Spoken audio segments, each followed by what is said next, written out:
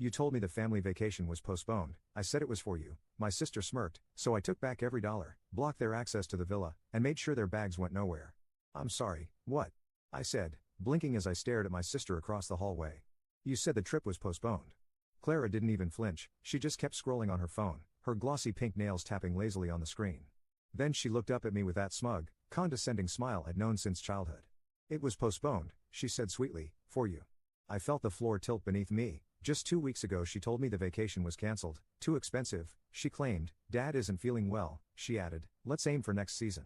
But now, as I stood in our parents' house still holding the bag of groceries I brought them, I saw the suitcases lined up at the door, I heard laughter coming from the kitchen, our parents joking, my brother bragging about his hotel upgrade, and Clara barking orders about packing the right outfits. They were leaving today, without me. Unreal, I muttered, setting the bag down. You all lied to me. My mother looked up briefly, then down at her tea. My father didn't even bother looking away from his phone. No one spoke.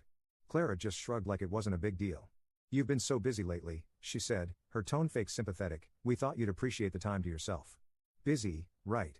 I was the one who'd booked the villa, who sent Clara the deposit because she claimed her card was maxed out, the one who paid the travel insurance and helped our parents renew their passports. And they didn't just go without me, they planned to cut me out. I see, I said quietly, so I cover the costs and then get told to enjoy the peace and quiet at home, alone. Clara raised an eyebrow, clearly enjoying herself. You always complain about how we stress you out. We were just doing you a favor. The way she said it, like she was the hero of the story, like this wasn't the final act in a long slow betrayal. I wanted to scream, to flip the kitchen table and yell about everything I'd done for them. But I didn't. Instead, I smiled, and that scared her more than any outburst could. Okay, I said, grabbing my keys, enjoy your little trip. Her expression faltered. You're not mad? I gave a soft chuckle, no. I'm done. She looked confused for a moment, then amused, then, for just a flicker of a second, nervous. But it was too late. She played her game, now it was my turn. You know what hurts the most? It's not the fact that they went on a luxury family vacation without me. It's that I paid for it, every single part. It started 6 months ago. Clara called me in one of her usual fake let's connect as siblings moods. That should have been the first red flag. I found this gorgeous villa in Crete, she said. It has an infinity pool, private beach access, and you won't believe the chef's reviews. I laughed. Sounds like you're already packing your bags. Not yet, she said sweetly. It's just a little out of budget for mom and dad, and I don't want them to stress, you know? I thought maybe we could go in together, you and me, like a gift to the family. The way she said we made me pause, but she always knew how to dress her leeches in velvet words. I should have said no, but I didn't. I was the dependable one, the stable one, the invisible scaffolding holding up their chaos. So I wired the deposit, $1,000. Then came the surprise fees, flight changes, and rental car upgrades, another $1,200 here, $1,700 there. When my parents heard about the trip, they smiled like royalty being honored. That's very mature of you, my mom said. Good to see you finally stepping up, my dad added. No, thank you. No offer to contribute. Just this expectation that I was the family piggy bank. But I didn't complain.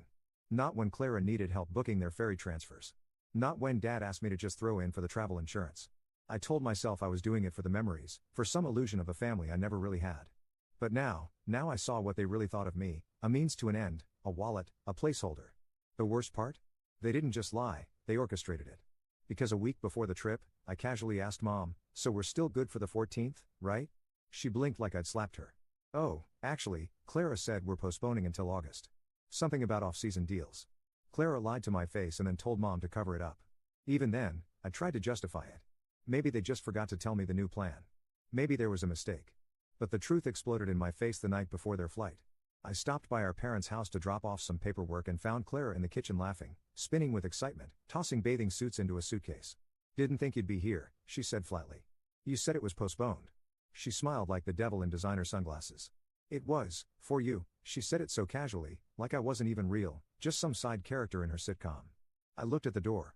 My dad was loading bags into the car. My mom was pouring champagne. They were celebrating before they even boarded the plane.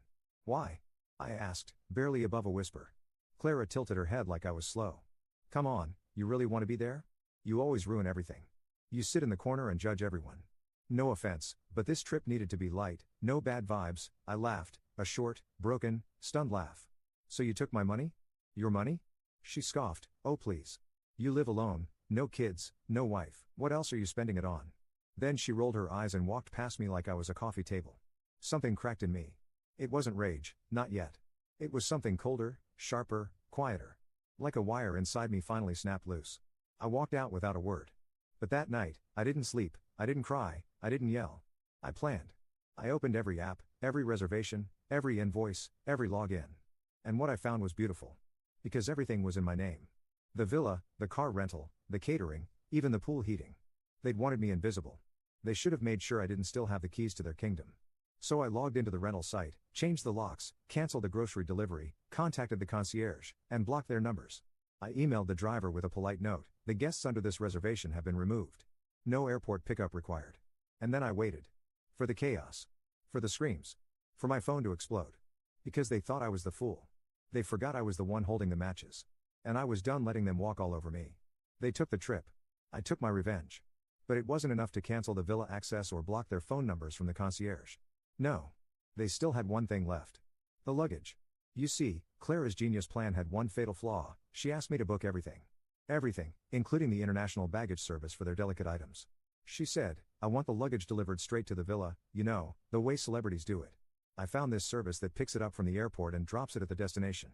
Can you just handle it? It's like too many emails." So I handled it. I logged in, found the reservation, the status said scheduled for delivery, tomorrow 11 a.m. perfect. I clicked edit location and I stared at the empty field for a long, satisfying second. Then typed in, Amorgos Island Goat Farm, Greece. Yes, an actual location. Remote. Mountainous. Middle of nowhere.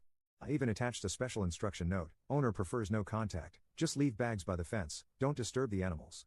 I was laughing so hard I had to sit down.